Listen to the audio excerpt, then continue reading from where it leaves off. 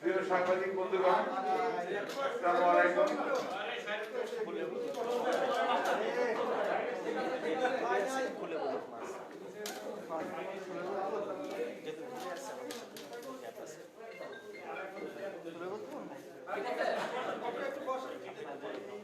প্রিয় সাংবাদিক বন্ধুগণ,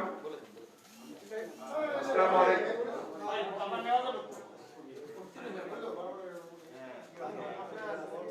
আপনারা জানেন যে আমরা আজকে সারা দেশে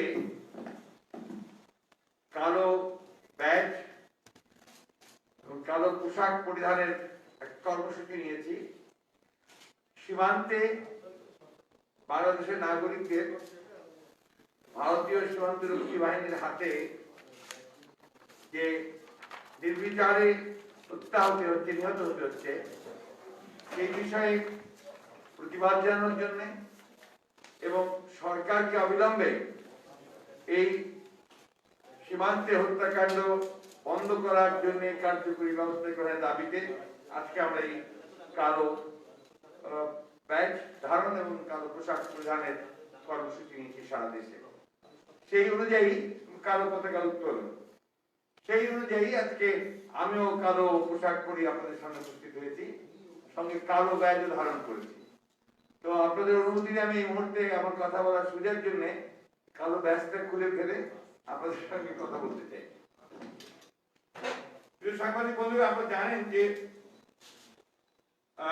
বাংলাদেশের স্বাধীনতার পর থেকেই সীমান্তে ভারতীয় রক্ষী বাহিনীর হাতে আমাদের নাগরিকেরা তারা বিনা বিচারে নিহত হচ্ছেন গুলির মাধ্যমে। এবং এখন তার সংখ্যা আপনার এখন পর্যন্ত আমাদের যেটা সংখ্যা আমরা পেয়েছি যে ৭২ সাল থেকে এখন পর্যন্ত ১৫১০ জন বাংলাদেশি নাগরিককে গুলি করে হত্যা করা হয়েছে এবং তার মধ্যে ২০০৮ সাল থেকে আজ পর্যন্ত ৪৩৯ জন।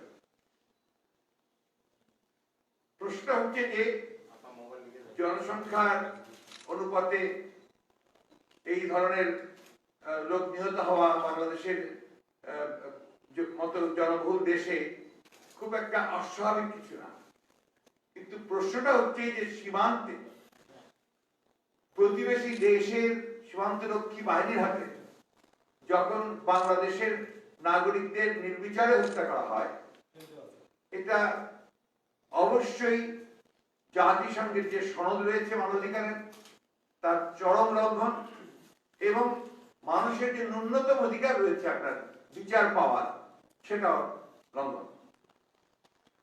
ভারতের দিক থেকে বলা হয় যে আপনার যারা চোরাকার বাড়ি তারা ভারতবর্ষে প্রবেশ করলে তাদেরকে বারণ করার পরেও যখন হয় না তখন গুলি করতে হয়। আমাদের বিজ্ঞ পররাষ্ট্রমন্ত্রী ইতিমধ্যে প্রচুর আপনার তার পাকজ্ঞতা, তার বিজ্ঞতার পরিচয় দিয়েছেন। তিনি সেই গত ১৭ ডিসেম্বর ভারতের প্রধানমন্ত্রী যখন আসলেন, কথা বললেন ভার্চুয়াল আলোচনায় আমাদের প্রধানমন্ত্রীর সঙ্গে, তখনকার আলোচনা শেষে মিটিং এর মধ্যে মিটিং এর পরে তিনি বললেন যে তিনি হতাশ হয়েছেন। আজকে আবার একটা আপনার ডেইলি স্টারে তার একটা ইন্টারভিউ প্রকাশ হয়েছে, বেশ বড় ইন্টারভিউ। আপনাদেরকে অনুরোধ করবো যে দয়া করে আপনারা ইন্টারভিউটা পড়বেন। এই ইন্টারভিউ পড়ে আমার সন্দেহ জেগেছে যে তিনি আসলে কার পররাষ্ট্রমন্ত্রী। তিনি কি বাংলাদেশের পররাষ্ট্রমন্ত্রী নাকি ভারতের পররাষ্ট্রমন্ত্রী? পুরো ইন্টারভিউটাতে তিনি ভারতকে ডিফেন্ড করার চেষ্টা করছেন।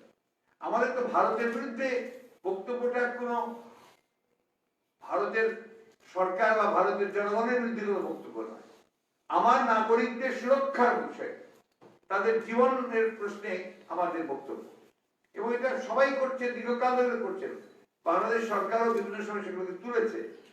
এবার পররাষ্ট্রমন্ত্রী বলছেন, তাকে জিজ্ঞেস করা হয়েছে এবার কি এটা উত্থাপন করা হয়েছিল, তিনি উত্তর দিয়ে বলছেন যে আমরা ভারত সরকারকে বারবারই কথা বলে বিব্রত করতে চাই, কারণ যারা ঢোকে তাদের বক্তব্য, ওনার বক্তব্য ভারতীয় কোট করে যে তারা লেঠা দুই করে নিয়ে ঢোকে এবং তারা আত্মরক্ষার্থে গুলি করে।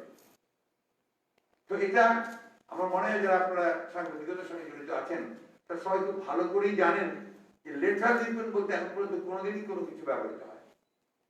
সরাসরি গুলি হয়েছে, সরাসরি তারা নিহত হয়েছে। ফেলানি থেকে শুরু করে অনেক সাধারণ নিরীহ মানুষ পর্যন্ত সেখানে মারা গেছে।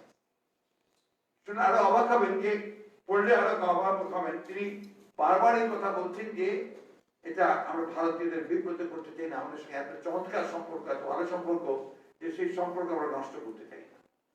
এবং এই বিষয়টা নিয়ে তারা কথা বলারও আর প্রয়োজন বোধ করছে না, সেটাই তিনি বোঝাতে চেয়েছেন। পরে অনেকগুলো আছে আপনার আলোচনার বিষয়বস্তু, পানি সম্পর্কে তারা একই রকম কথা বলছেন। সমস্যাটা হচ্ছে যে ভারতের সঙ্গে আমাদের বন্ধুত্ব সর্বোচ্চ পর্যায়ে, আমরা খুব আশ্বস্ত হই, ভালো কথা, এবং এটা আমাদের জনগণকে নিরাপদ বোধ করার একটা সুযোগ সৃষ্টি করে দেয়। কিন্তু ভারতের সঙ্গে বন্ধুত্ব প্রমাণ করবো কি করে? প্রমাণ কি যে ভারতের সমস্ত যে চাহিদা সেগুলো মেটাবো, আর আমার যে সমস্যাগুলো, সেই সমস্যাগুলো একটা আমার মিটবে না।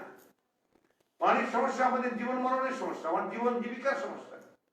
পানির সমস্যা সমাধান আমরা বারবার শুনছি যে হবে, হচ্ছে, কিন্তু একবার হচ্ছে না। এবং সবচেয়ে দুঃখজনক ব্যাপার যে তাদের তিস্তা নদীর পানির কোনো হিস্সা না পেয়েও আমরা কিন্তু আপনার ফেনী নদীর পানি দিয়ে দিয়েছি ইতিমধ্যে। আমি আগের কথা বলছিলাম, ইতিমধ্যে দিয়ে দিয়েছি। আমরা সবাই ভালো করে জানি, যারা আপনার এই ভারত বাংলাদেশ সম্পর্ক বা অভিন্ন নদীগুলোর বিষয়গুলো আমরা যারা জানার চেষ্টা করি, যে 154টা অভিন্ন নদী রয়েছে, এর মধ্যে প্রায় প্রত্যেকটি নদীতেই ভারত উজানে পাট দিয়ে দিয়েছে। সেটা ভারতের সঙ্গে আলোচনা না করেই প্রশ্নটি হচ্ছে যে বাংলাদেশ ছোট দেশ, বাংলাদেশ একটা স্বাধীন সার্বভৌম দেশ। বাংলাদেশের মানুষ একটা যুদ্ধের মধ্য দিয়ে স্বাধীনতা অর্জন করেছে। আমরা উন্নয়নের জন্য গলা ফাটিয়ে কথা বলছি, আমরা অন্যান্য বিষয়ে কথা বলছি, কিন্তু আমার যে ন্যূনতম যে স্বাধীনতা, সার্বভৌমত্ব, আমার জনগণের যে জানমাল নিরাপত্তা রক্ষা করার যে দায়িত্ব, সেই সম্পর্কে আমি সম্পূর্ণ উদাসীন থাকছি, অথবা সেই জায়গায় আমরা প্রতিবেশীর কাছে আপনার মাথা নোয়াচ্ছি। আমাদের প্রশ্ন ওই জায়গায়। আমরা ভারতকে দোষ দিতে চাই না, ভারতকে ব্লেম করতে চাই না, বা ভারত সরকারকে ব্লেম করতে চাই না। আমাদের প্রশ্ন হচ্ছে আমাদের সরকারের কাছে, যারা দাবি করেন যে তারা কোনো মতেই কখনোই বাংলাদেশের স্বার্থকে জলাঞ্জলি দেন না, বাংলাদেশের স্বার্থের মধ্যেই তারা কাজ করেন, তাদের কাছে আমাদের প্রশ্ন যে আজকে কোন বাংলাদেশের স্বার্থে আপনারা আজকে সীমান্তে হত্যা সম্পর্কে কোন রকম কোন কার্যকরী ব্যবস্থা গ্রহণ করতে পারছেন না? কোন বাংলাদেশের স্বার্থে আপনারা এখন পর্যন্ত অভিন্ন নদীগুলোর পানির হিস্সার ব্যাপারে কোন চুক্তি করতে পারছেন না? এবং তিস্তা নদীর মানে বারবার অপূর্ব তার যে আপনার অ্যান্সার, এটা পড়লে আপনারা মুগ্ধ হবে। তিনি হচ্ছে আমাকে প্রশ্ন করছেন কেন? ভারতীয়দের প্রশ্ন করেন, ভারতীয়দের আমাদের প্রশ্ন করতে হবে কেন? আমি আমার পররাষ্ট্রমন্ত্রীকে প্রশ্ন করবো, জানতে চাই।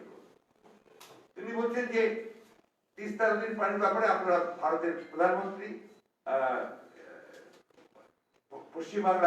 বাংলার মুখ্যমন্ত্রী এবং তাদের রাজনীতিবিদদের এবং মিডিয়াকে জিজ্ঞেস করেন। এটা তো কোনো দায়িত্বশীল পররাষ্ট্রমন্ত্রীর বক্তব্য হতে পারে না। আপনার সমস্যা আছে সেই কথা আপনি বলতেই পারেন, সেই সমস্যা আছে। তারপরে আপনি আমাদের সাংবাদিক ভাইদের বলবেন যে আপনারা আমাদেরকে প্রশ্ন না করে আপনারা ওখানে প্রশ্ন করেন। এটা জানি না আমি, এটা তার কোন বিজ্ঞতার পরিচয় আমি ঠিক বলতে পারবো না। এই যদি হয় অবস্থা বাংলাদেশের, তাহলে আমরা কোথায় দাঁড়িয়েছি আপনারা সেটা সহজেই বুঝতে পারেন। আমরা সেই কারণেই আজকে এই বিষয়টা নিয়ে আমরা একটা কালো ব্যাস ধারণাটা আমাদের একটা প্রতিবাদ, আমরা এটার অবসান চাই। আমার কথা হচ্ছে যে আমাদের কথা, যদি কেউ অপরাধ করে তার তো আইন আছে, ভারতীয়রও আইন আছে। যদি কেউ ইলিগাল ট্রেসপাস করে তাকে ভারতীয়রা ধরবে, তার 14 ফরেন্স অ্যাক্টে তার বিচার হবে। কিন্তু এখনো আমাদের সালাউদ্দিন সাহেবকে তারা ওইভাবে আটকে রেখেছে। এখন পর্যন্ত সালাউদ্দিন সাহেব মুক্ত নন, আমাদের স্থায়ী কমিটির সদস্য, কারণ উনি পুরোপুরি ভাবে ওখানে আটকানো আছেন বলা যেতে পারে, যে তার 14 ফরেন্স অ্যাক্ট থেকে মামলা দিয়ে তাকে সেভাবে এখন পর্যন্ত তিনি মামলার নিষ্পত্তি করেনি, তিনি আটক অবস্থায় আছেন। সেই আইন তো আছে, আপনারা সেই আইনে তো তাদেরকে গ্রেফতার করে তাদেরকে ব্যবস্থা নিতে পারেন। আমাদের সরকার তো তাদেরকে তাদের বিচার করতে পারে। এই জিনিসগুলো সমাধান হওয়া দরকার। একটা মর্যাদাপূর্ণ আপনার সম্পর্ক, একটা পারস্পরিক মর্যাদার ভিত্তিতে একটা সম্পর্ক গড়ে ওঠা খুব জরুরি।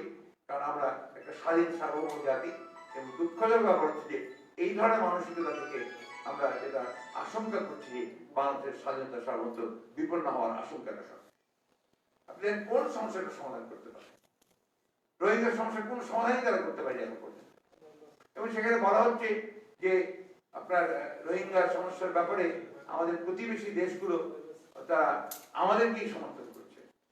ভারত বলা হয়েছে, আপনার গতকাল দেখলাম আপনার তাদের রাষ্ট্রদূত যিনি হাই কমিশনার তিনি বলছেন যে আপনার এটা আমরা বাংলাদেশকেই সমর্থন করছি, নীরবে থেকে করছি এই জন্য যে তাতে আমাদের বিভিন্ন রকম ম্যানিপুলেশন করতে সুবিধা হয় বাংলাদেশের স্বার্থে। জানি না আমরা আজকে বাংলাদেশ তার সমস্যার সমাধান করতে গিয়ে কোনো কথা বলবে না, ভারত নীরব থাকবে, চীন উল্টো ভেটো দেবে, আর বলা হবে যে আমরা খুব চমৎকার পররাষ্ট্র নীতি আমরা গ্রহণ করছি, সুন্দর পররাষ্ট্র।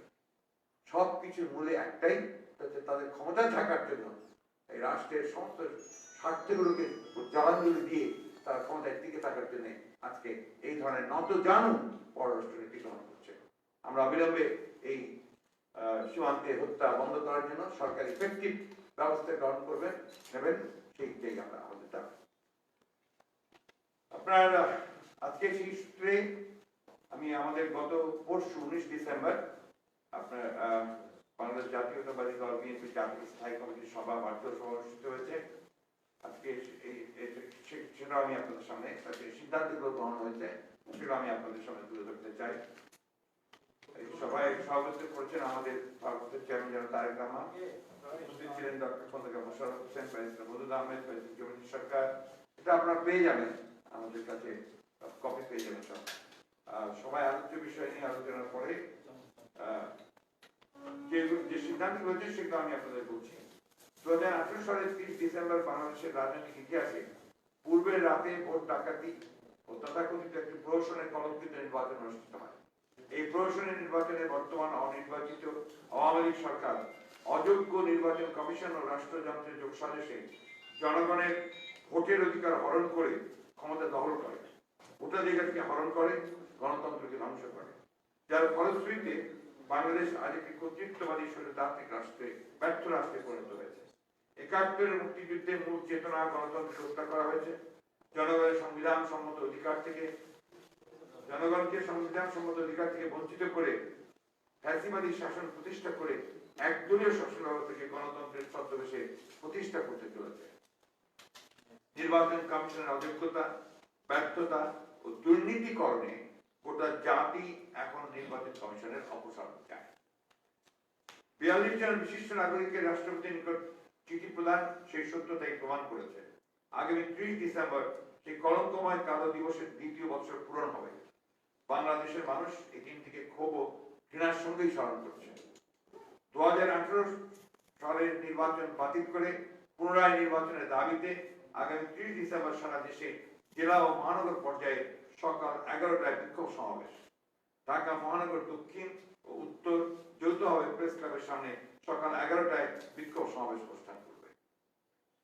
3 সম্প্রতি 17 ডিসেম্বর ভারতের প্রধানমন্ত্রী নরেন্দ্র মোদী এবং বাংলাদেশের প্রধানমন্ত্রী শেখ হাসিনা ভার্চুয়াল শীর্ষ বৈঠক অনুষ্ঠিত হয়। এই বৈঠকে বেশ কয়েকটি চুক্তি স্বাক্ষরিত হয়েছে, যার বিস্তারিত জনগণের সামনে প্রকাশ করা হয়।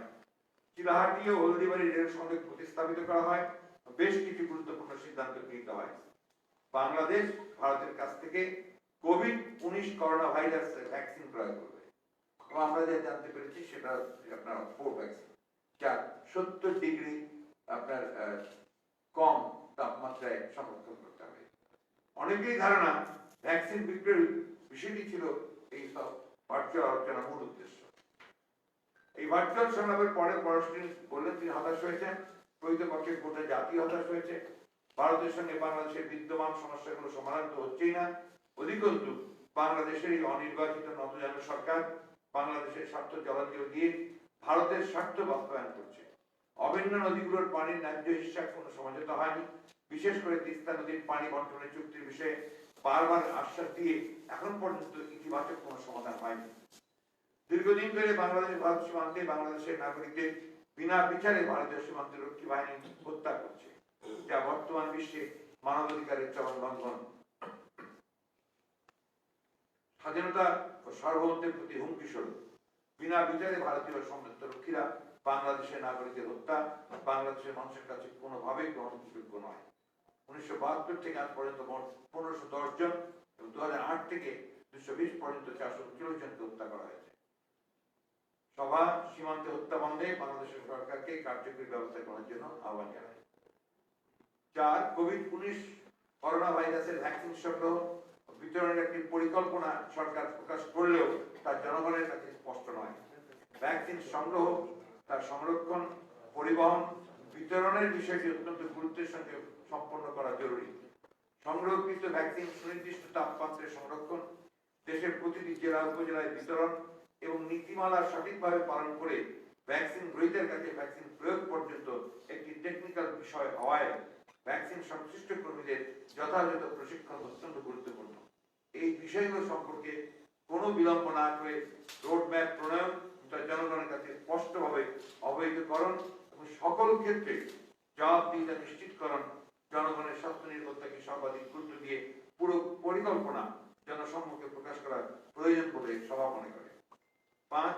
সভায় প্রথম ও দ্বিতীয় পর্যায়ে অনুষ্ঠিত পৌরসভা নির্বাচনের পরিবেশ, নির্বাচন কমিশনের ব্যর্থতা নিয়ে আলোচনা হয়। স্থানীয় সরকারি নির্বাচনগুলোতে সরকারি দলের ভোট দখলের কার্যক্রম অব্যাহতভাবে চলতে থাকা এবং নির্বাচন কমিশনের পক্ষপাতমূলক নির্বাচন পরিচালনায় তীব্র নিন্দা ও প্রতিবাদ জানানো হয়। আবারও প্রমাণিত হয়েছে যে বর্তমান অনির্বাচিত সরকারের অধীনে এবং এই সম্পূর্ণ অযোগ্য দুর্নীতিগ্রস্ত নির্বাচন কমিশনের পরিচালনায় স্থানীয় সরকার নির্বাচন অবাধ ও সুষ্ঠু হতে পারে না। তথাপি গণতান্ত্রিক আন্দোলনের অংশ হিসাবে স্থানীয় সরকার নির্বাচনে অংশগ্রহণের সিদ্ধান্ত অনুযায়ী ভবিষ্যতে স্থানীয় সরকার নির্বাচনগুলোতে অংশগ্রহণের সিদ্ধান্ত নেওয়া হয়। 6. ভ্রান্ত নীতি ও শিক্ষা ব্যবস্থায় দুর্নীতির কারণে বাংলাদেশ একটি শিক্ষা প্রতিবন্ধী জাতি হিসেবে পরিণত হতে চলেছে। বৈশ্বিক সূচকে 138টি দেশের মধ্যে বাংলাদেশের অবস্থান 112তম। দক্ষিণ এশিয়ায় সর্বনিম্ন হওয়ায় সবাই হতাশা ও সরকারের ব্যর্থতায় সমালোচনা করা হয়। সভা শেষে উপস্থিত সভাপতি ধন্যবাদ জানিয়ে সবার মধ্যে নির্বাচন 2018 সালের 30 ডিসেম্বর নির্বাচন 29 ডিসেম্বর রাতেই ভোট হয়ে যাওয়া, যার জন্য আপনারা প্রতিবাদ করবেন আগামী 30 ডিসেম্বর ঢাকা শহরে। সেই প্রতিবাদ কর্মসূচিতে আপনাদের দলের ভাইস চেয়ারম্যান মেজর অবসরপ্রাপ্ত হাফিজউদ্দিন আহমেদ বিক্রম সহ আমাদের সকল এখন পর্যন্ত সকল মুক্তিযোদ্ধা, সকল ভাইস চেয়ারম্যান সবাই আছেন। কোথাও কারো যাওয়ার কোনো সমস্যা তো হয়নি, সে ধরনের কোনো পরিস্থিতি নেই, পরিবেশ নেই।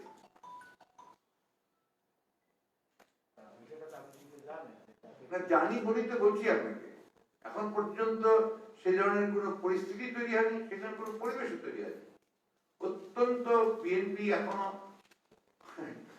অত্যন্ত সুসংগঠিত আছে। একটা কথা আপনাদের মনে রাখতে হবে সবসময়, বিএনপি একটা বিরাট সর্ববৃহৎ।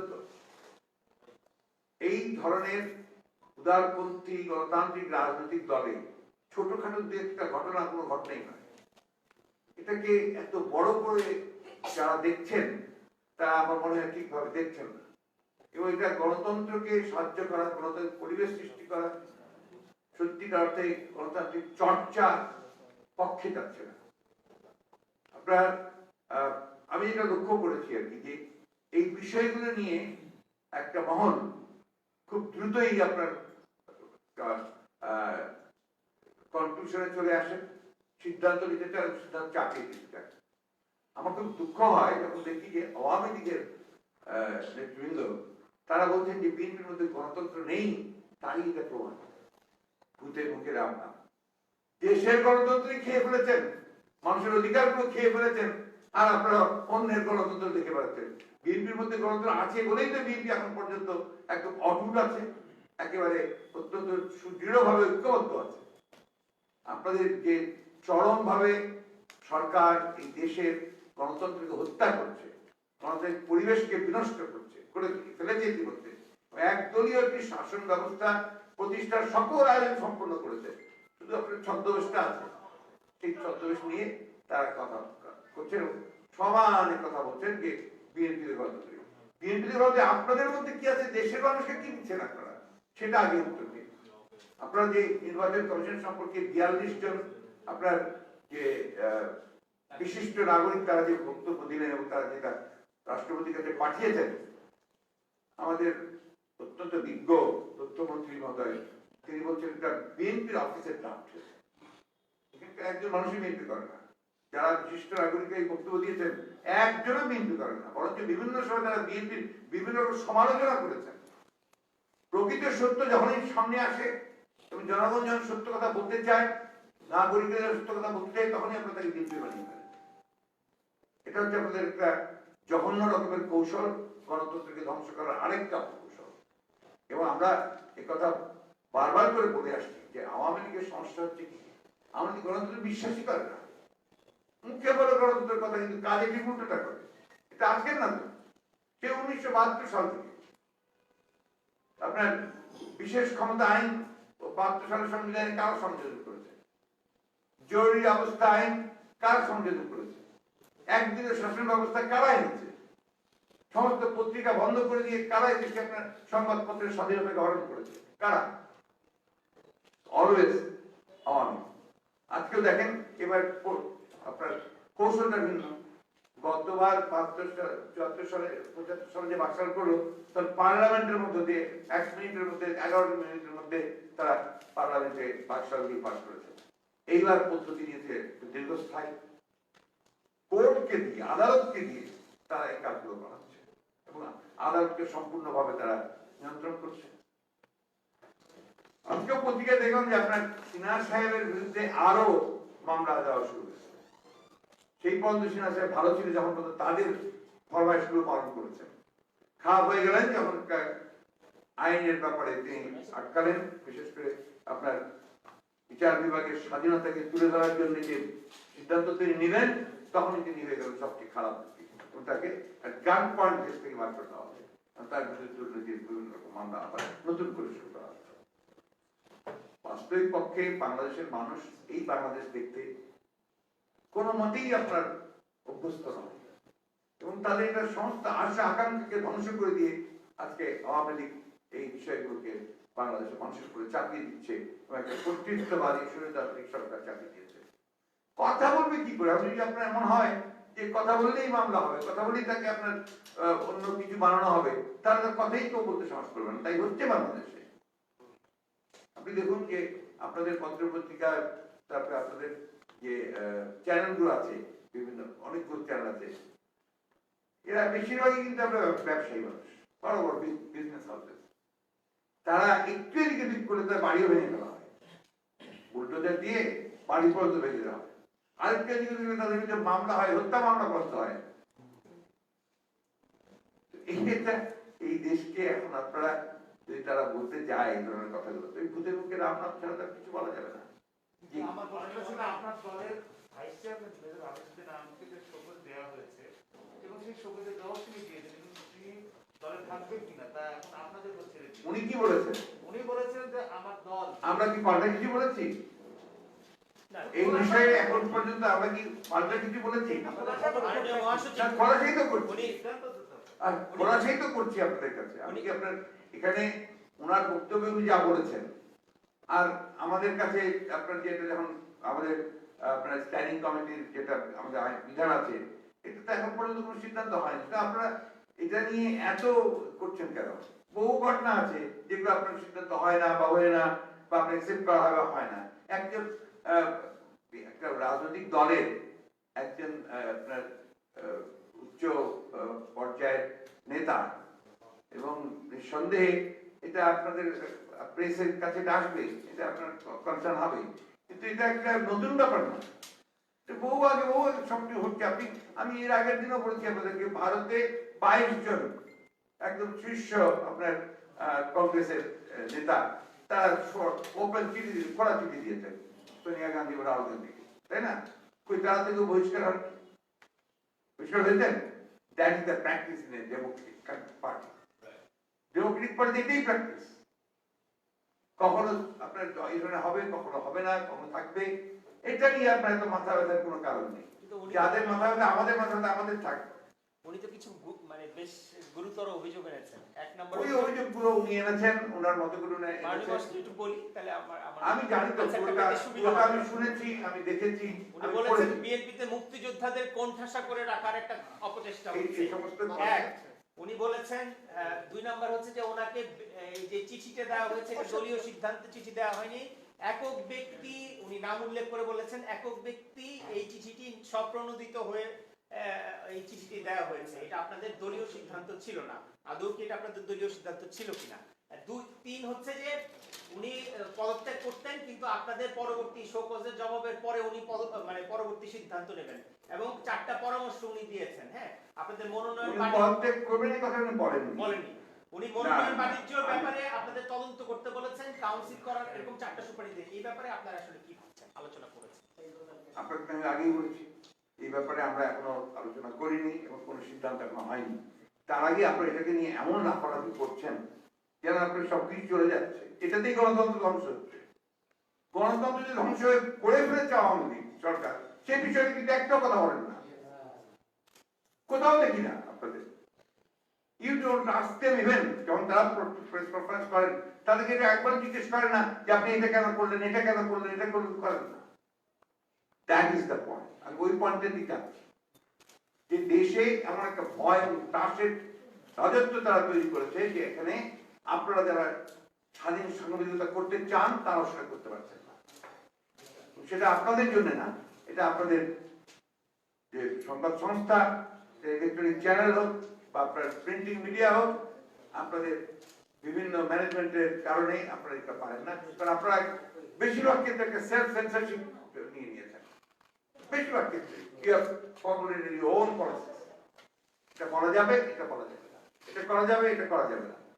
তো এইভাবেই তো আপনার গণতন্ত্রের বিকশিত হয়। আপনার শুধু, আমি বারবারই কথাগুলো বলছি, আপনার শুধু বারবার বিরোধী দলকেই ধরবেন, যে বিরোধী দলকে চেষ্টা করছে, লড়াই করছে 35 লক্ষ আসামি যে বিরোধী দলের, তার 500,000 লোক গুম হয়ে গেছে, যার প্রধান নেত্রী, এই দেশের সবচেয়ে জনপ্রিয় নেত্রী, যাকে বিনা কারণে জেলের মধ্যে আটক করে রাখা হয়েছে, তার যদি বলা হচ্ছে গৃহে রাখা হয়েছে কিন্তু সেটা পুরোপুরি গৃহবন্দী অবস্থা রাখা হয়েছে, যার ভারপ্রাপ্ত চেয়ারম্যান বিদেশে আসতে পারছে না, সে নির্বাচিত।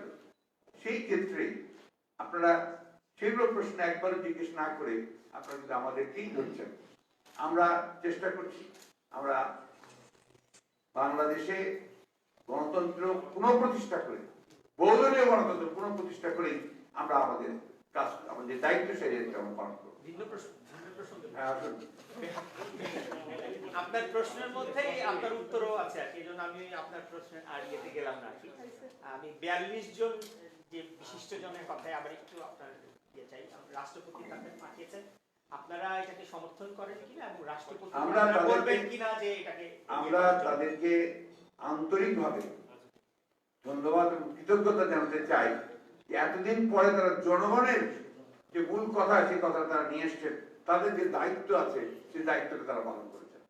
আমি মনে করি যে এটাকে সমগ্র যে বুদ্ধিজীবী শ্রেণী যারা আছেন তাদের সকলের এই বিষয়টাকে সমর্থন করতে হবে। It's not for BNP, not for any political party, এটা দেশের জন্য, জাতির জন্য এটা প্রয়োজন। যে একটা নির্বাচন কমিশন তারা চুরি করে, তারা টাকা চুরি করে, এটা বিশ্বাসযোগ্য হতে পারে না। তারা করছে, উঠে এসছে, সেগুলোর উত্তর না দিয়ে এতে এই কথাগুলো আমরা বহু আগে থেকেই বলছি, গত নির্বাচনের আগে থেকে আমরা কথা বলছি এবং এই নির্বাচন কমিশন গঠনের সময় থেকেই আমরা বলছি এগুলো। মানে বলছি কালকে একজন নির্বাচন কমিশনার বলছেন যে তাদের বিরুদ্ধে যে অভিযোগগুলো আনা হয়েছে এগুলো ভিত্তিহীন, অসত্য, উদ্দেশ্য। এটা তো বলবেই, চোর কি কখনো স্বীকার করে যে আমি চুরি করেছি?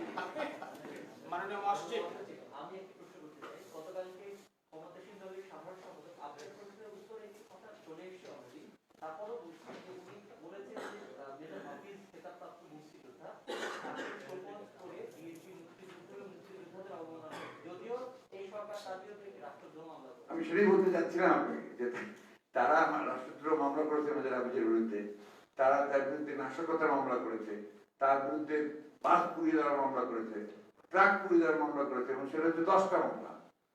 জেলেও গিয়ে ফেলেছেন উনি, একেবারে ধরে রাস্তা থেকে তুলে নিয়ে ওনাকে জেলে নিয়ে গেছেন, তাই না?